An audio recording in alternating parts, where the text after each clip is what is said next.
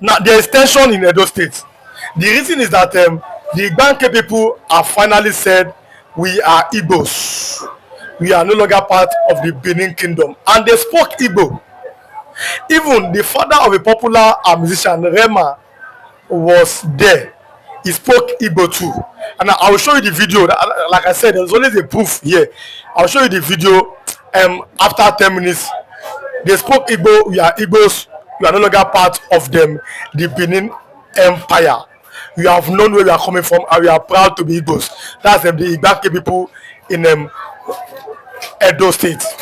If you are watching for the first time, kindly subscribe to this YouTube channel, on notifications, drop your comments, click the like button, also share this video with others so that they can have more information. Biafran evangelists, finally the truth has come. Igbanke people have said we know where we belong and we are going there. We are Igbos. What do you have to say about this? Yeah, good morning, good afternoon, good evening, and good night, wherever you're watching us from. Remember that Biafran evangelists, that we always speak the truth. It is very, very obvious that, that they have been fooled all this while. Politically, they have been fooling them. But it is very, very okay and good. The Bible said that when the prodigal son realizes himself, he traces his way back. They are using this divide and rule system of government to divide the Igbos. You understand? To divide the brothers, to divide families. Then, in order to make the agitation or the freedom, the Biafran mindset, ideology, ineffective. But you cannot stop the truth. You can only bury it for some days. One day it will rise, it will germinate. So they themselves, as Igbanke, as I speak to you, yes, they are Igbo. They speak Igbo. They don't. Let me tell you, do you know that Igbanke doesn't understand Benin language? And Benin people do not even understand the Igbanke language. Their language, Igbanke language, is more or less as Asaba language. They are similar like Asaba, Isioluku, and the rest. You understand? They are not speaking pure Igbo. There is a way their own Igbo goes. Do you understand me?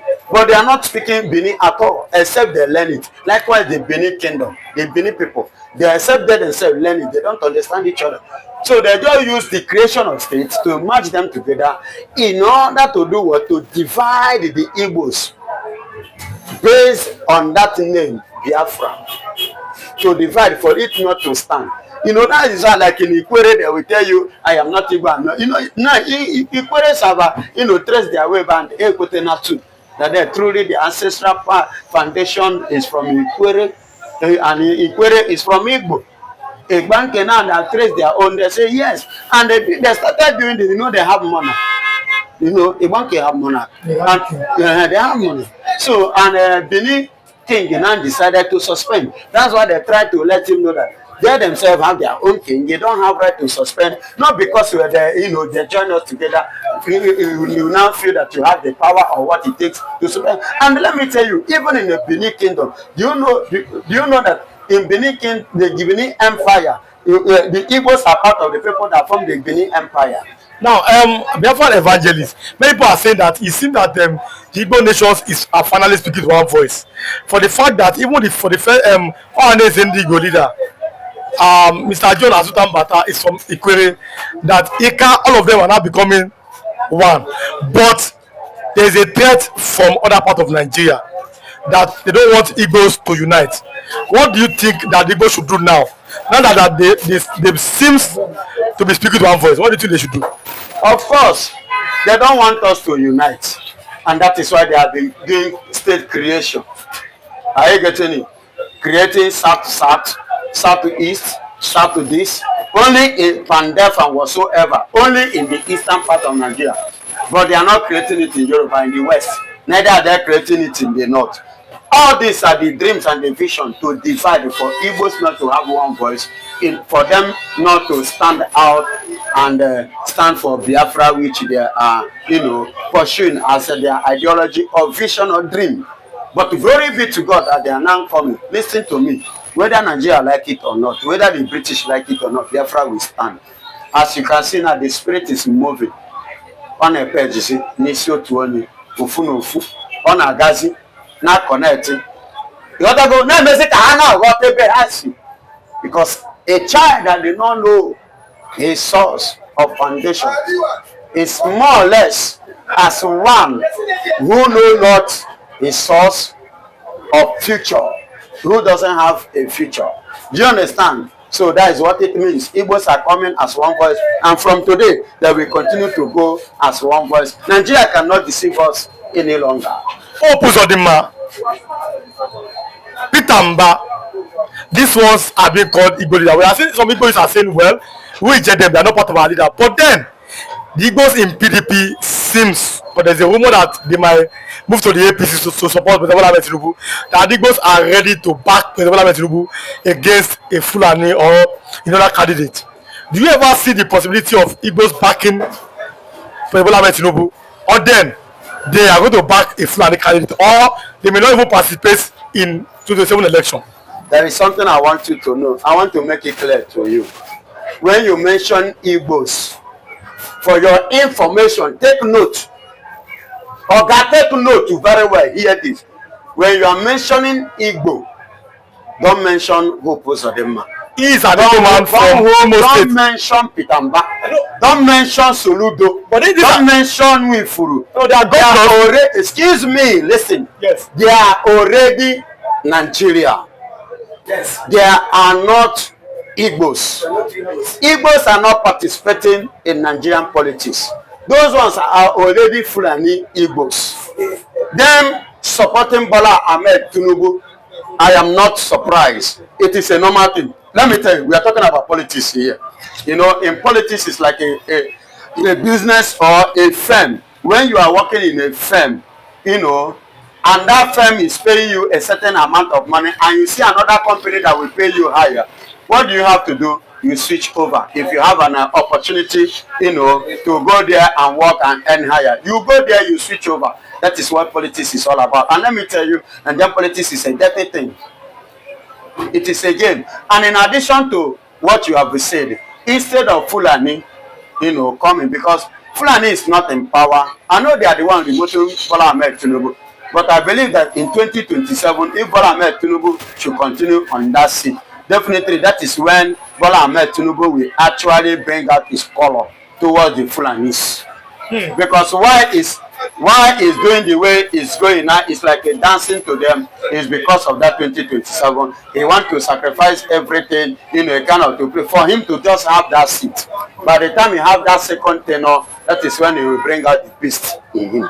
But then, you know, Igbos are divided now. So instead of the Fulani, you understand, let Bola Ahmed continue. Okay, that's what I'm saying, that the Igbos seems to be divided. They are saying that Tinubu should continue instead of another Fulani man to take over. Of course, based on what is on the ground. Then, ordinarily, the Igbos and Fulanis, are they not supposed to be friends? Are they? Is there any something? Listen to me. Religiously, they are enemy. And that there no other fact beside what I have told you. Religiously, they are enemy, and that religiously that makes them enemy, that keep the enmity, tells in the blood. So they are trying to force, just the same way they are forcing Yoruba, they are trying to force us to accept their religion, which is not going to be possible. That is an Islam. You understand? So because of Igbos not ready and not willing, and Igbos standing on their ground, because we know ourselves, we stand on our ground that you are not going to control us. Yorubas can dance to that, but we cannot deviate on what we believe. So our belief is final, and that is what we believe. So that is why there is an enemy, a serious one, and we can never agree to eternity. Finally, before I like to see the video of the Igbanke people that accepted to be Igbos, what do you have to say to people like Alex Otti have been threatening that they must join the APC? What do you have to say in 10 seconds? Let me tell you, whether they threaten, whether no threatening, we know our mind. You know why they are even threatening him to join APC? Because they know that they have won the heart of the people in the south, in the east as a whole. You understand? He has won their heart. And there is another thing I want to tell you. It's just like what pumped up in Osun State. You know, that delegates you as well. support Bola Ahmed Tinubu. Yes, you can be in a party. It is a game. You can be in a party, you know, at the same time promote another party. You know, probably that is what many, all those who are Fulani Igbos leaders are going to do. I know that. You know, and him, they see him as a big fish in the whole eastern region. I'm talking about Lesotho. If Lesotho now said APC is going to draw souls into the kingdom of the APC. Okay, let me allow you and viewers to see the video of the Igbanke people that have declared that now that we are Igbos, and nothing can stop us. Then we'll come back and complete our interview. Thank you so much. God bless you. Hello, brother. Number 2 FM. Okay, Francis Ikubo. That name is familiar of Ikubo family. Can we know one or two from that family? One or two prominent persons from that Ikubo family? We have the late Rima's father, Justice Ikubo. You mean Rima the musician? Yeah, the musician. Is Rima Benin man? No, from Igbanke. From Igbanke. Is Igbanke Benin? At all. So why are we here, sir? Tell us. We are gathered here rejoicing because we need separation. We need freedom from these beliefs. Especially like I said before, each time we go for rally, political rallies, you hear the Benin speaking Benin. They don't care if Igbanke are there, if we Igbanke are there. They start with Benin and speaking Benin. So it's like we are marginalized. It's like we are dumb somewhere. So they don't care about us. So when this issue came, so I thank God for the initiative.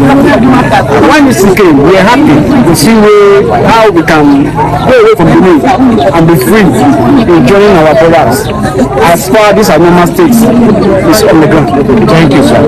Thank you for and with the way it is going now, I think Bola Ahmed Tinubu has looked at the popularity of Fubara in Rivers State and the dwindling image, you know, of Wike, and feel that if I go with Wike, I will definitely be crushed in Rivers State. So he played a smart one on Wike on that angle, and he's trying to align with Fubara, and unfortunately, Wike is now crying.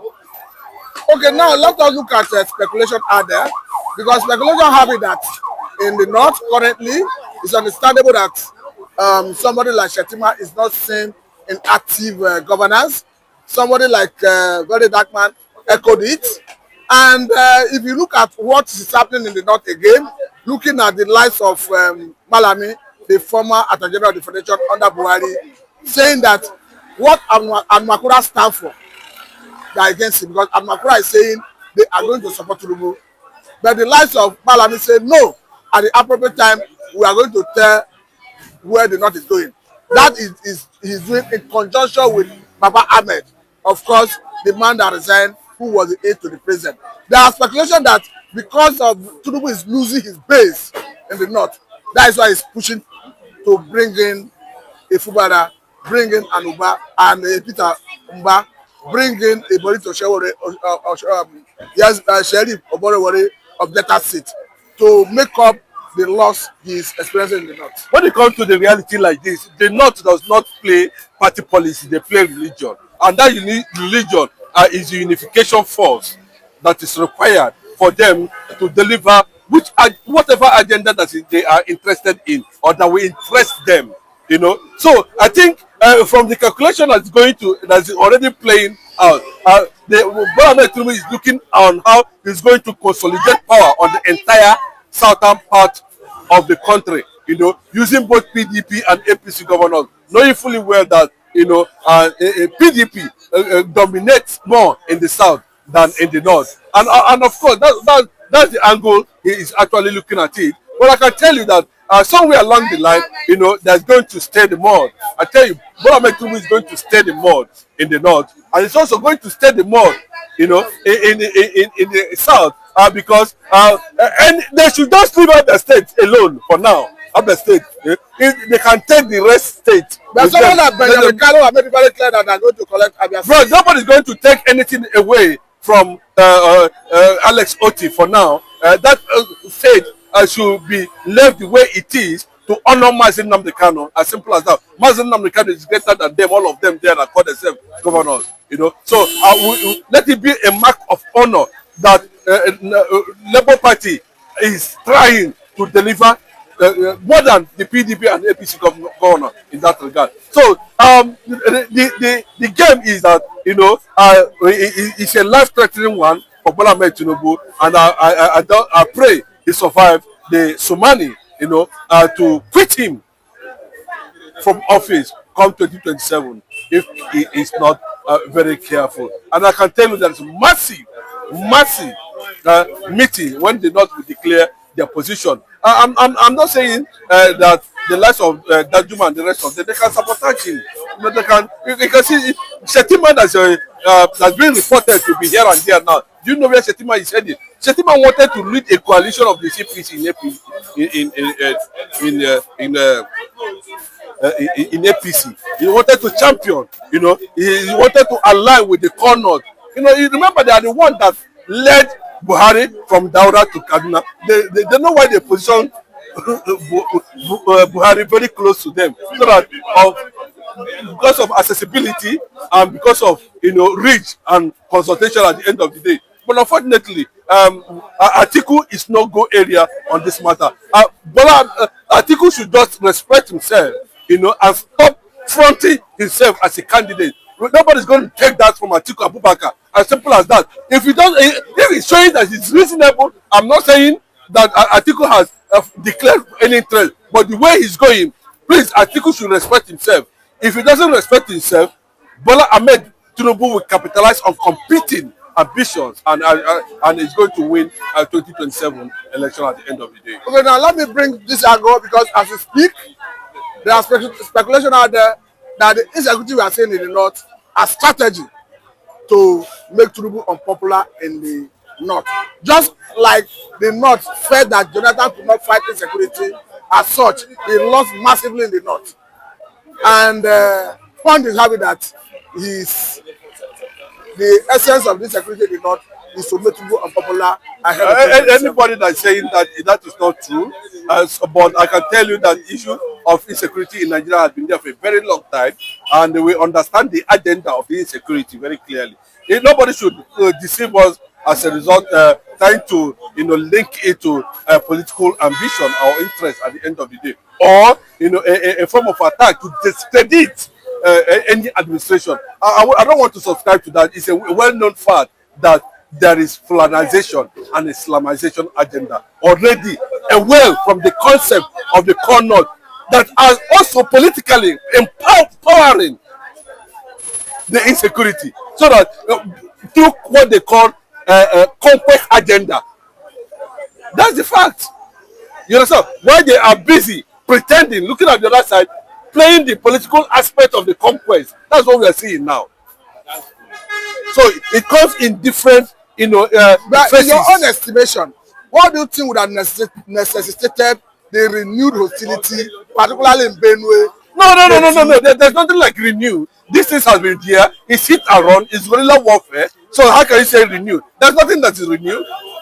It has been like that when they finally decided that that's the direction they want to go. But if I may bring this question to you, I know you are not unaware of the new terror group in the one that ravages Kwara State. Talking about Mahmuda. Yes, that ravages Kwara State, and that was their first hit. I tell you that, you know, fractionalization of the Fulani military is already a known fact. They can fractionalize it at the end of the day. But the thing is that the Hausas themselves, you know, are beginning to talk about, you know, their own consciousness to the issue that's happening. The Fulanis, I keep on saying it anywhere I am, you know, we're talking about 16 million Fulanis compared to 66 million Hausas. And it is on record that the Fulanis are not indigenous people. The indigenous people there are the Hausas. No, Hausas seem to be seeking to divorce them and marry Igbo now. The divorce, you know, I don't see the angle is going to come, because at the end of the day it will be centered on religion. But typically an average man, from what we are finding out, an average Hausa man is peaceful. He's a peaceful man, you know, but I don't know how true is that. Maybe they were actually radicalized by the Fulanis. I don't know how to justify that anyway. But we don't share the same ideology. We don't think in the same direction. We don't do the same culture. So it will be very difficult for. We're talking about 80 million. It's like 66 million. Igbos are 80 million in population. But what do you make of the position of